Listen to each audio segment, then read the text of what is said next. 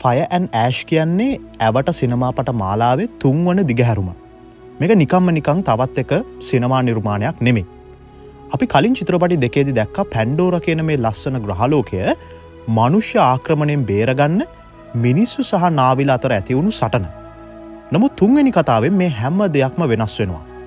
මේක මුළු ඇවට ෆ්‍රැන්චයිස් එකේම නීති රීති අලුතෙන්ම ලියන්න යන මහා පරිවර්තනයක ආරම්භයක් විදිහට හඳුන්වන්න පුළුවන්. අද අපි මේ වීඩියෝ එකෙන් කතා බහ කරන්න යන්නේ මනුෂ්‍යයන් සහ නාවිල අතර තියෙන ඒ පැහැදිලි සීමාව බොඳ වෙලා පැන්ඩෝරා මහා පරිණාමයකට සූදානම් වෙන්නේ කොහොමද කියන කාරණාව ගැන. එහෙනම් අපි යමු අපේ වීඩියෝ එකට.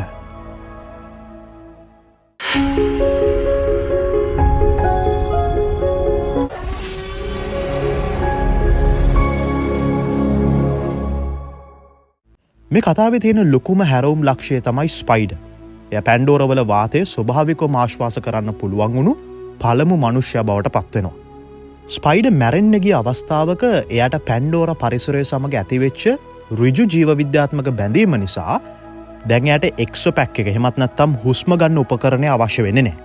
මේ සිදුවීම ජේක් සුලිව ගොඩාක් බය කරනවා. මොකද මෙච්චර කාලයක් පැන්ඩෝරා මිනිසුන්ගෙන් ආරක්ෂා කළ ප්‍රධානම ස්වභාවික බාධකය වුණේ මිනිස්සුන්ට මේ ලෝකේ වාතය හුස්ම ගන්න බැරිවීම.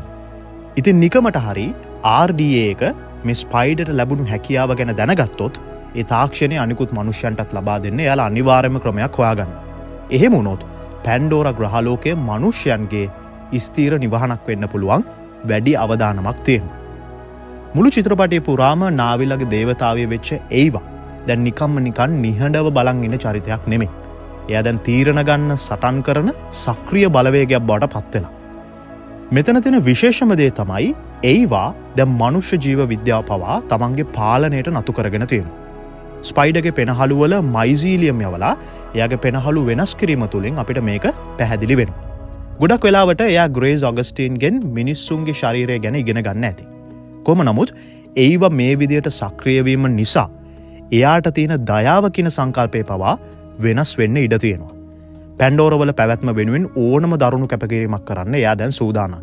ඒ කියන්නේ ඉදිරි යුද්ධවලදී ඒව නිකම්ම නාවිලට උදව් කරනවා විතරක් නෙමෙයි, එයා විසින්ම මනුෂ්‍යයන්ට වගේම Tamanට අකීකරු වෙච්ච නාවි ගෝත්‍රවලට පවා දඬුවම් කරන්න සැරසෙන බිහිසුණු බලවේගයක් වෙන්න පුළුවන්.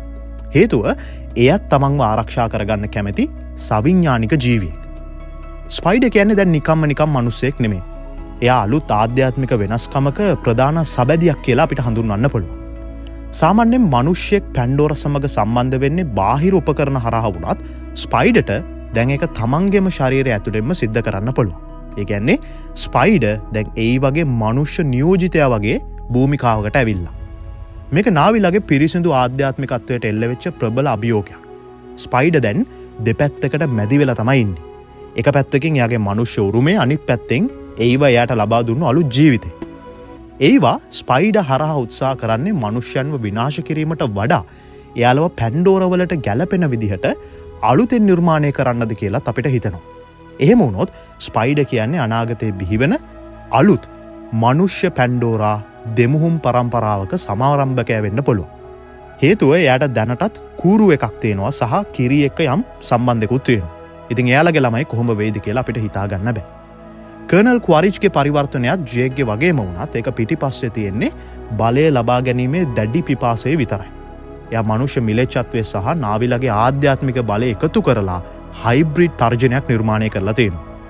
ඒ වගේම වරැන් නිසා අපිට පේනවා නාවිලා පවා දැන් මනුෂ්‍ය තාක්ෂණය ආයුධයක් විදිහට පාවිච්චි කරන්න හුරු වෙලා තියෙනවා කියලා. ඉදිරියට මේ ග්‍රහලෝකයේ සිදුවන යුද්ධ ආයුධ වලින් සටන් කරනවටත් වඩා තාක්ෂණයේ සංස්කෘතිය සහ ආධ්‍යාත්මිකත්වයේ මුසු වෙච්ච ඉතාමත්ම සංකීර්ණ අරගල බවට පත් වෙන්න පුළුවන්. විශේෂයෙන්ම ඇෂ් ක්ලෑන් එක වගේ අඳුරු ගෝත්‍රවල නැගීම මේකට තවත් බරපතල හේතුවක් වෙනවා. චිත්‍රපටයේ අවසානයේ සුලීගේ පවුල සාමකාමීව එකතු වුණත් ලොකුම ප්‍රශ්න මාලාව පටන් ගන්න දැන් ඉඳලා. පැන්ඩෝරා දැන් මීට පෙර තිබූ සීමාවන් සියල්ල පසු කරලා ඉවරයි. ඇවට සිනමා මාලාවේ අනාගතේ පවතින්නේ මිනිස්සු සේරම නැවත පෘථුවියට ගිහිල්ලා පරණ අර අහිංසක ලෝකයට මේක පත්වීම තුල නෙමෙයි. මේ සිදුවෙන මහා විනාශයට අනුවර්තනය වීම තුල තමයි ඉදිරි සීරීස් එක නැගලම යන්නේ. මේක දැන් නිකන් මිනිස්සු සහ නාවිල අතර සටනක් නෙමෙයි. මේක තනිකරම වෙනස් යුද පිටියක් වෙච්ච තැනක්. මේකට අනුවර්තනය වෙනවද මේකට එක්ක විනාශ වෙලා යනවද කියන එක තමයි ඉස්සරහට මේක ඉන්න කට්ටිය හිතන්න ඕනේ. ඉතින් මේත් එක්කම අපි අපේ වීඩියෝ එකේ අවසානයට එනවා. තව ටික කාලෙකින් මම Avatar Fire and Ash movie එකේ සම්පූර්ණ review එකක් ඔයගලන්ට අරන් එනවා. ඉතින් වීඩියෝ එක හොඳයි කියලා හිතනවා නම් වීඩියෝ එක like කරන්න, ඒ වගේම මතක ඇතුව subscribe කරලා bell icon එකත් ගහන්න. එතකොට මගේ වීඩියෝ බලන මුල්ම පිරිස අතරට ඔයගලන්ට එකතු වෙන්න පුළුවන්. ඉතින් මේ මතක් කිරීමත් එක්ක අපි ආයෙත් දවසක මේ වගේම වීඩියෝ එකකින් හම්බ වෙන බලාපොරොත්තුෙන් අදට මම ඔයාලගෙන් සමු අරගෙන යනවා. ඔයාලා හැමෝටම සුබම සුබ දවසක්.